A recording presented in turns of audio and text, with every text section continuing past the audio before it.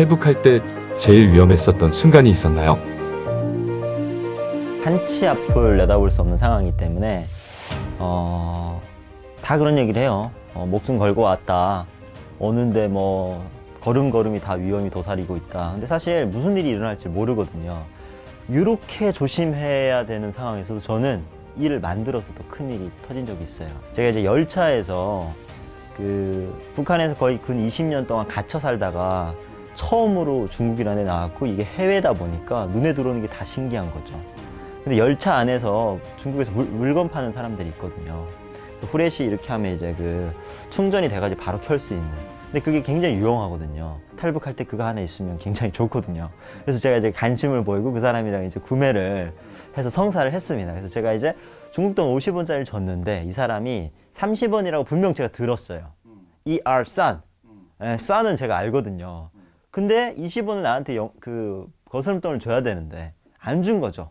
그래서 제가 북한 사투리로 돈을 달라 이 새끼야 이러면서 얘기를 한 거죠.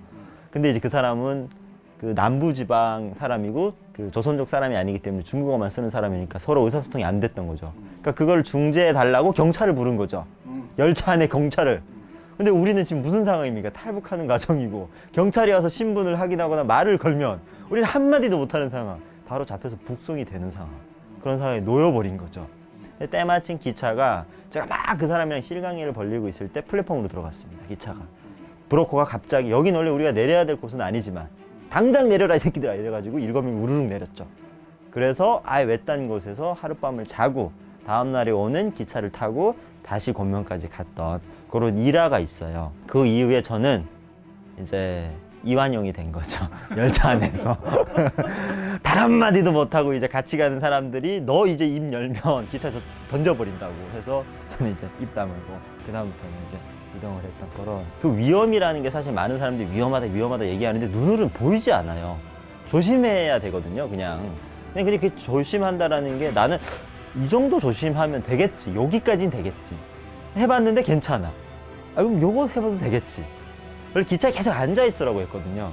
근데 전 열차가 설 때마다 밖에 나가서 라면도 사오고 바나나 너무 맛있으니까 하나 사오고 조금씩 저는 이제 저희 활동 범위를 넓혀갔던 거죠.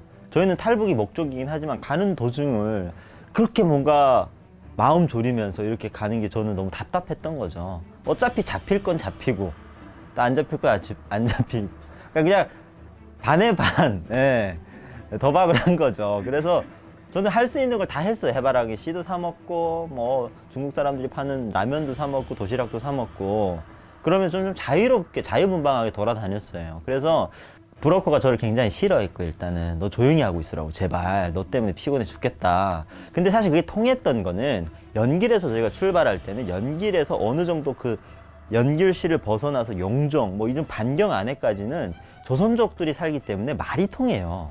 그리고 이제 함경북도 말이랑 연길 말이랑 거의 비슷하거든요. 그러니까 제가 물건 주세요 이렇게 하면 그 사람이 알아듣고 다 줍니다. 의심을 전혀 안 해요. 그러니까 그게 이제 처음에는 이게 해도 되는 거구나 라고 생각하고 이제 중국 내륙에 들어갔는데 거기서부터 말이 안 통하잖아요. 이게 이제 손으로 의사소통을 해야 되니까. 근데 연길 거기서 되다가 이제 베이징에서 해봤는데 잘 안 돼. 그래도 그냥 했어.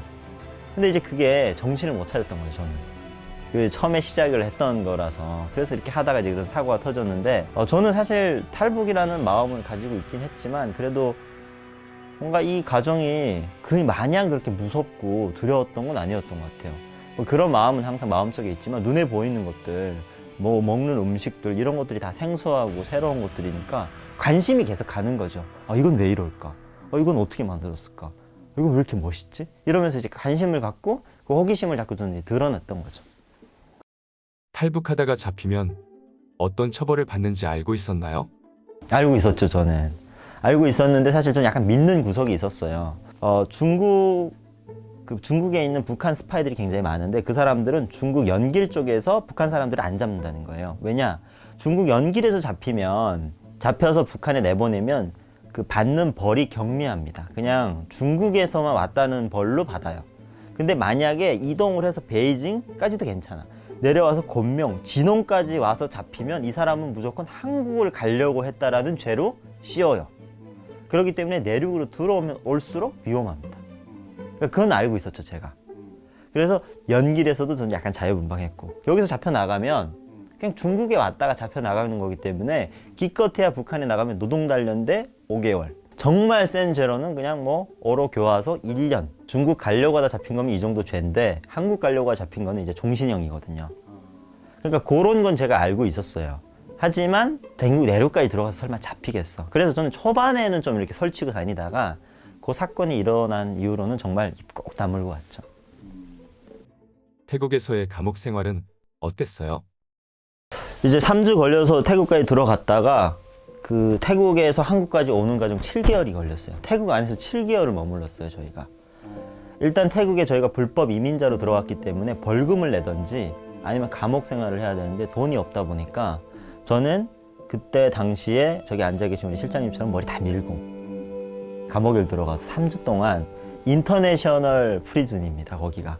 그 각종 전 세계의 마약범, 강간범, 모든 범죄들이 다 들어와 있어요.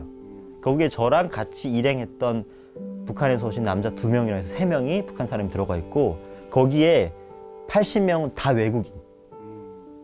거기서 이제 3주? 2주 동안을 생활을 했는데 머리를 다 밀었어요. 거기가 사실 저한테는 약간 막 지옥 같은 곳이었습니다. 거기 생활 습관도 저는 이해를 못하겠고, 화장실이 문이 열려져 있는, 문도 없는 화장실이에요. 이렇게 앉아 똥을 싸면 앞에 사람들이 그냥 막 왔다 갔다 해요. 거기서 일을 봐야 되고, 휴지가 없으니까 물로 다 씻고 그 손으로 밥 먹고. 아시죠? 거기 감옥 안에서는 절대 그 도구를 사용 못하니까 그런 걸로 어떻게 사람들이 그런 위협이 될 수 있으니까. 그리고 오후 4시면 들어가 잡니다. 그리고 제가 있었던 곳은 또 특이하게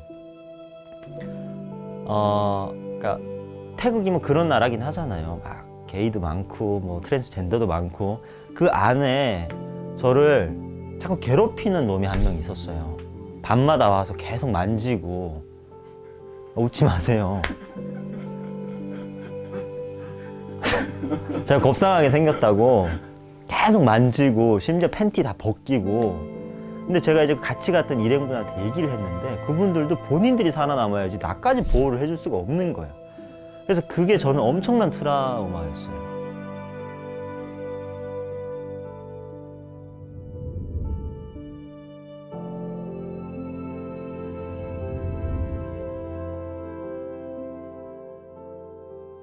저는 이제 북한에서는 게이, 트랜스젠더 이런 얘기를 들어본 적이 없고, 남성이 남자한테 이성적인 감정을 느껴? 이건 상상도 못한 일인데, 거기서 그런 사람들이 갑자기 그렇게 저한테 와서 막 관심을 보이니까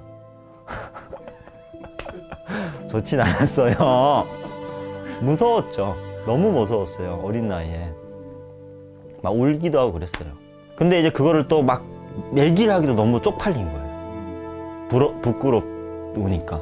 그래서 그게 정말 큰 충격 중에 그 감옥에서 하나였고, 거기서 2주 있다가 이제 이민국 수용소를 이제 방콕에 있는 데로 옮겨지는데, 거기는 괜찮습니다. 거기는 워낙에 북한에서 오는 사람들이 많으니까 북한 사람들만 모아놓는 방을 따로 하나 만들었어요. 그래서 거기 안에 들어가면 북한 남성들이 제가 갔을 때 한 170명이 거기에 같이 머물었었어요. 거기는 굉장히 재밌어요.